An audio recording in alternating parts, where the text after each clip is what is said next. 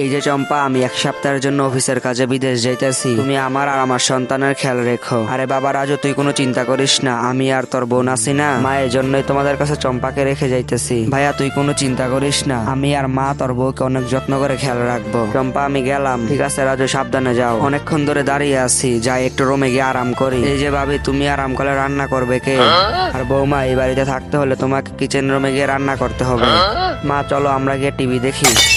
সবকিছু রান্না হয়ে গেছে, আপনারা খাওয়া দাওয়া শুরু করেন, আমিও বসে পড়ি। এই বৌমা, তুমি এই চেয়ারে বসে খেতে পারবে না, এই নাও সাদা রুটি, কিচেন রুমে গিয়ে বসে খাও। আরে মা, আমি এখানে বসে গেলে আপনাদের সমস্যাটা কি? মুখে মুখে তর্ক করো, তোর তো সাহস কম বড় না? এই যে শাশুড়ি মা, আমার স্বামীর মা বলে আপনাকে সম্মান করতেছি, কিন্তু আর না। আরে ম্যাডাম, খুশির সংবাদ, আপনার কোম্পানিতে ওয়াশ পাউডার 1 কোটি টাকার অর্ডার পাইছে। ভাবি তাহলে কোম্পানির মালিক? আরে বৌমা, তোমার সাথে আমরা অন্যায় করে ফেলছি, আসো আমরা একসাথে বসে খাবো। শাশুড়ি মা, সেটা আর সম্ভব না। আল্লাহর ছবিটিকে ভালোবাসলে ভিডিওতে লাইক দিয়ে চ্যানেলটিকে সাবস্ক্রাইব করুন।